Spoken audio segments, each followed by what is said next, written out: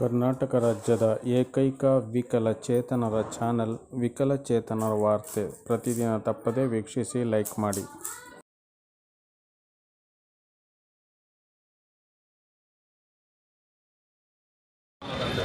ತಾಲೂಕು ವಿವಿಧೋದ್ದೇಶ ಪ್ರವೃತ್ತಿ ಕಾರ್ಯಕರ್ತರು ಮನೆಯಲ್ಲೇ ಇವತ್ತು ನಮ್ಮ ವಿಶೇಷ ಚೇತನರಿಗೆ ತಾಲೂಕಿನಾದ್ಯಂತ ಏನೆಲ್ಲ ಸಾಧನ ಸಲಕರಣೆಗಳು ಬೇಕು ಅದನ್ನು ಪತ್ತೆ ಹಚ್ಚುವಿಕೆ ಶಿಬಿರ ಸುಮಾರು ಒಂದು 4 ತಿಂಗಳ ಹಿಂದೆ ನಾವು ಅಶೋಕ ರಂಗಮಂದಿರದಲ್ಲಿ ಮಾಡಿದ್ವಿ.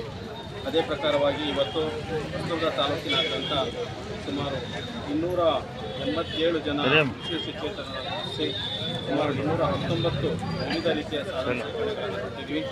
ಅದರಲ್ಲಿ ವಿಶೇಷವಾಗಿ ನಾವು ಸಾದಾ ಸೈಕಲ್ 16 ಜನಕ್ಕೆ ವಿತರಣೆ ಮಾಡಿದ್ವಿ. ವೀಲ್ ಚೇರು 40 ಮಂದಿಗೆ, ಗೋಲು 112, ವಾಕಿಂಗ್ ಸ್ಟಿಕ್ 2, ಬ್ರೈಲ್ ಕಿಟ್ 2, ರೊಟೇಲರ್ 9, ಸುಗಮ್ಯ ಕೇನ್ ಅಂತ ಹೇಳ್ಬಿಟ್ಟು ನಮ್ಮ ದೃಷ್ಟಿ ವಿಕಲಚೇತನರಿಗೆ ಓಡಾಡೋಕ್ಕೆ ಅನುಕೂಲವಾಗ ಬಿಳಿ ಬೆತ್ತ ಅಂತ ಹೇಳ್ತೀವಿ, ಅದನ್ನು 22 ಜನರಿಗೆ, ಮತ್ತು 5 ಮಂದಿಗೆ ಸ್ಮಾರ್ಟ್ ಫೋನನ್ನು ಅಂದರೆ ದೃಷ್ಟಿ ವಿಕಲಚೇತನರಿಗೆ ಸ್ಮಾರ್ಟ್ ಫೋನನ್ನು ವಿತರಣೆ ಮಾಡಿದ್ದೀರಿ. ಅದೇ ರೀತಿ CP ಚೇರ್ ಅಂತ ಹೇಳ್ಬಿಟ್ಟು 11, ಇದು ಬುದ್ಧಿಮಾಂದ್ಯ ವಿಶೇಷ ಚೇತನರಿಗೆ ಅವರಿಗೆ ಕೂತ್ಕೊಳ್ಳೋಕ್ಕೆ ಮತ್ತು CP ಚೇರನ್ನು ಕೂಡ ಇವತ್ತು ಸನ್ಮಾನ್ಯ ಶಾಸಕರಾಗಿರ್ತಕ್ಕಂಥ ಶ್ರೀಯುತ BG ಗೋವಿಂದಪ್ಪ ಸರ್ ಅವರು ಈಗಾಗಲೇ ವಿತರಣೆ ಮಾಡಿದ್ದಾರೆ. ಸ್ನೇಹಿತರೆ, ಇವೆಲ್ಲ ಕಾರ್ಯಕ್ರಮನ ಮಾಡಬೇಕಂತಂದರೆ ನಮ್ಮ ವಿಶೇಷ ಚೇತನರ ಮತ್ತು ಹಿರಿಯ ನಾಗರಿಕರ ಸಬಲೀಕರಣ ಇಲಾಖೆಯ ಸಿಬ್ಬಂದಿಯಾಗಿರ್ತಕ್ಕಂಥ ನಮ್ಮ BRW, URW ಮತ್ತು MRW ಅವರ ಸಹಕಾರದಿಂದ ಆಗೋಕ್ಕೆ ಸಾಧ್ಯ.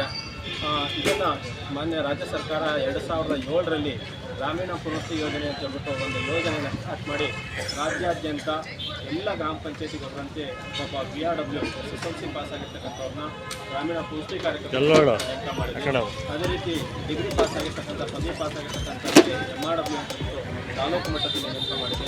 ನಗರ ಪ್ರದೇಶದಲ್ಲಿ SSLC ಪಾಸ್ ಬಗ್ಗೆ ನಗರ ಪುನರ್ವಸತಿ ಕಾರ್ಯಕ್ರಮ ನೇಮಕ ಮಾಡಿ ಈಗ ರಾಜ್ಯಾದ್ಯಂತ ಸುಮಾರು 6800 ಮಂದಿ ನಾವು ಗೌರವಧನ ಆಧಾರದ ಮೇಲೆ ಕೆಲಸ ಮಾಡ್ತಾ ಇದ್ವಿ. ನಾನು ರಾಜ್ಯ ಸರ್ಕಾರಕ್ಕೆ ವಿನಮ್ರ ಮನವಿ ಮಾಡ್ಕೊಳ್ಳೋದೇನಪ್ಪ ಅಂದರೆ, ಈಗಿನ ಬೆಲೆ ಏರಿಕೆ ದಿನದಲ್ಲಿ ಈ ಒಂದು ಕನಿಷ್ಠ ಅದೇ 9,000 ಮತ್ತು 15,000 ರೂಪಾಯಿ ಏನು ತಾವು ಗೌರವಧನ ಕೊಡ್ತಾ ಇದ್ದೀರಾ, ಇದರಿಂದ ಜೀವನ ನಿರ್ವಹಣೆ ಮಾಡೋದು, ನಮ್ಮ ಮಕ್ಕಳ ವಿದ್ಯಾಭ್ಯಾಸ ಮತ್ತು ಆರೋಗ್ಯ ಮತ್ತಿತರ ವಿಚಾರಗಳನ್ನು ನೋಡ್ಕೊಂಡು ತುಂಬ ಕಷ್ಟ ಆಗ್ತಾ ಇದೆ. ದಯವಿಟ್ಟು ನಮಗೆ ಪರ್ಮನೆಂಟ್ ಅಂದರೆ ಸೇವಾ ಭದ್ರತೆಯನ್ನು ಮಾಡಬೇಕು.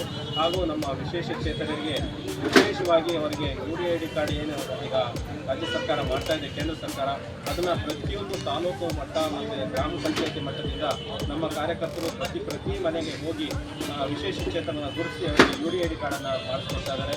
ಅಷ್ಟೇ ಅಲ್ಲದೆ ಮುಂಬರುವ ಲೋಕಸಭಾ ಚುನಾವಣೆಗೆ ನಮ್ಮ ವಿಶೇಷ ಚೇತನರ ಮತದಾನ ಮೊದಲ ಪ್ರಾಶಸ್ತ್ಯ ಅಂತ ಹೇಳ್ಬಿಟ್ಟು ನಾವು ಈಗಾಗಲೇ ನಮ್ಮ ಮಾನ್ಯ ಜಿಲ್ಲಾಧಿಕಾರಿಗಳ ಆದೇಶದಂತೆ ಪ್ರತಿಯೊಂದು ಮನೆಗೆ ಹೋಗಿ ನಾವು ವಿಶೇಷ ಚೇತನ ಮತದಾರನ ಗುರುತು ಮಾಡುವಂಥ ಕೆಲಸವನ್ನು ಕೂಡ ನಮ್ಮ ಕಾರ್ಯಕರ್ತರು ಮಾಡ್ತಾ ಇದ್ದಾರೆ. ಪ್ರತಿಯೊಂದು ಹಂತದಲ್ಲೂ ಕೂಡ ನಮ್ಮ ಗ್ರಾಮೀಣ ಪುನರ್ವಸತಿ ಕಾರ್ಯಕರ್ತರು ಕೆಲಸವನ್ನು ಮಾಡಿ ಕರ್ತವ್ಯವನ್ನು ನಿರ್ವಹಿಸಿ ರಾಜ್ಯ ಸರ್ಕಾರಕ್ಕೆ ಒಂದು